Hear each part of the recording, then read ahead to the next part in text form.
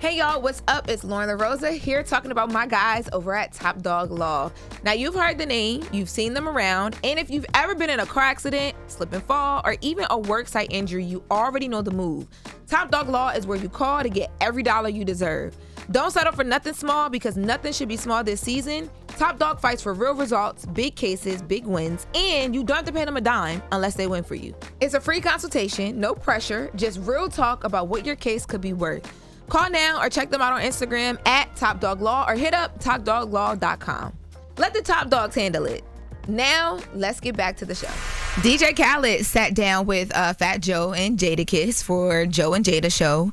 And listen, Fat Joe has definitely met his match. Jadakiss could barely get the words out because Khaled was there telling the stories. What you mean Fat Joe has met his match? Khaled is Fat Joe's son. No, I mean as far as somebody who's going to tell the stories, you ain't going to get a word in.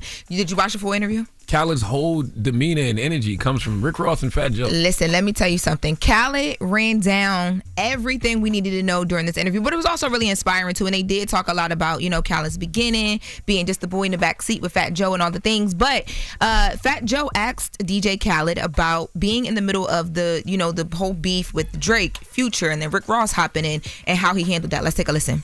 But did you try that with this nuclear bomb that went on with because I know the Sixth God was always your brother. He supported. I love Drake. Ross is your day one. I love Ross. Future's your brother. I love What Future. did that feel like when the whole world's fighting each other? What it feel like is that I didn't get in that energy. There's two energies I'm not going to get in. Hate. Ask me a question. How do you deal with hate? Please, can you ask me? How do you deal with hate, brother? I don't.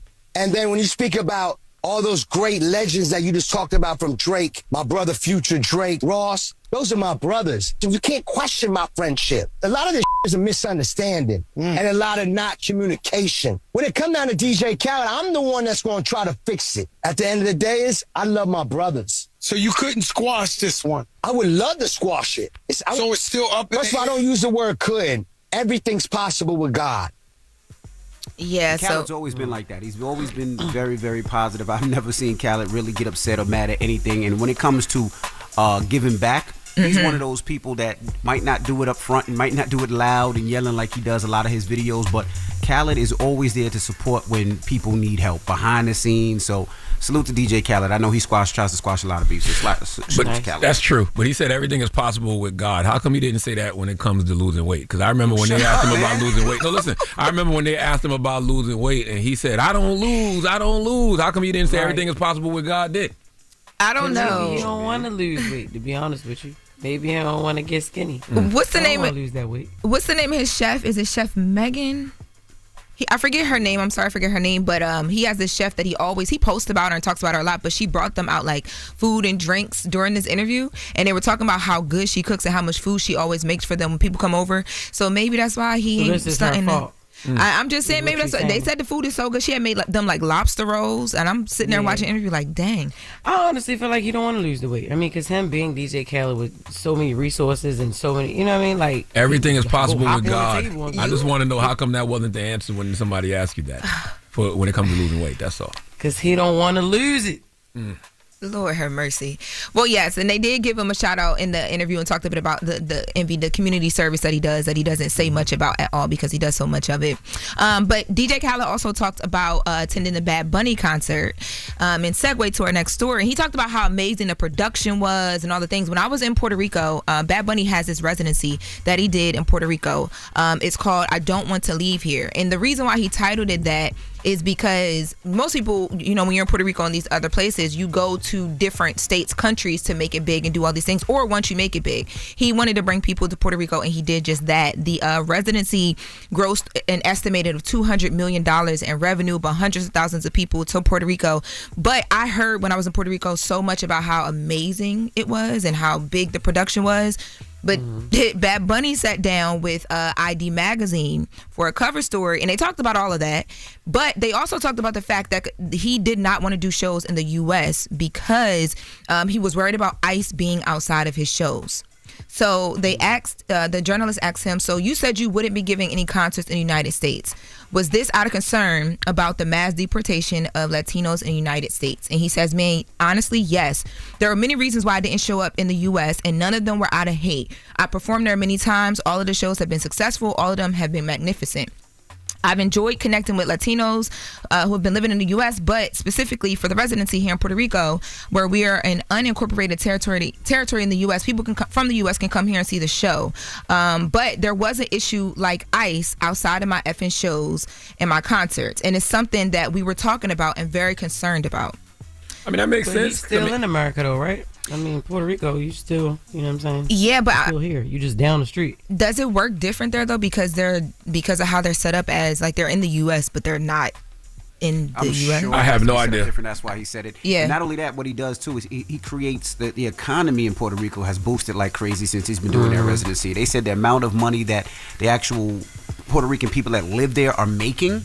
He said it's increased it like day and night. Like it's ridiculous, which is dope. They're giving people jobs. That's amazing. Yes, and bringing tourism, like a lot of tourism to the city. When I was there were so many people that were literally there just for the residency. That went from July 11th all the way up until September 14th. The residency did.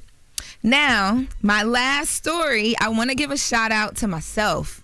I made the Ebony Power 100 list. I'm listed in the Media Mavens category. Dropping the clues bombs for Loren LoRosa. Yes, they emailed us and was like, "Hey, you were nominated." You know that has happened a couple times since I've been here on the Breakfast Club. Cite your source. My Let's make source sure is this Ebony. true. Don't play with me. I just posted it on my Instagram. But yeah, I didn't even know that it happened. And somebody hit me, was like, "Congratulations on making the list." I was like, "What list?" And then they sent it to me. I was like, "Oh wow, the Breakfast Club has been such a vehicle for me. I'm so grateful for all of you guys, for all of us as a family." The category I'm in, spotlights media mavens who are transforming how stories reach millions of people. It's grounded in journalism. And it talks about, how we report, amplify, and shape conversations that echo worldwide. In this list, you have Speedy Mormon, 360 with Speedy, Philip Lewis from Huffington Post, Scott Evans, who does House Guests, Michelle Obama and her brother Craig for the In My Opinion podcast, the Pivot, the guys at the Pivot, they're also on this list as well. And there's a ton of other people listed in different categories. So congratulations to everybody and myself. And Ebony put as the host of the iHeartRadio podcast. It's The Black Effect.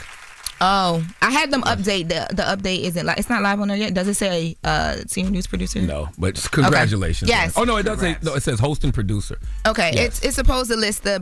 Oh no, it does. It says senior news producer. Yes, it's supposed to say host of the podcast, the latest with Loren LoRosa on the Black Effect Network, and senior news producer here at the Breakfast Club. Congratulations, well deserved. Thank you. Thank you. Oh, you can't drink, so we're gonna take shots of water all weekend long. All right. This hair is AI though. Definitely. First of all, because it look good, don't it? Yes, thank you. And that was a hairstyle by my ear, who you be dragging all the time up here. I don't be dragging nobody. Yes, you now, do. I will say, on this picture, the part look a little wider than usual. Like, Leave look, it alone, like man. Congratulations. It looked like Moses parted the Red Sea just a little bit. You be so mad you can't part not a thing over there. You be so mad. Congratulations, though. I'm very, very, very proud of you. Very deserving. Thank you. That's the latest with Loren. Now, when we come back, Donkey today, Charlamagne, what you doing today? It's the People's Donkey. So every Friday we have people call in 1-800-585-1051 and give folks the credit they deserve for being stupid. So call us right now. All right, we'll get to that next. It's the Breakfast Club. Good morning. Hold up. Every day I wake up, wake your ass up. The Breakfast Club. Y'all finished or y'all done?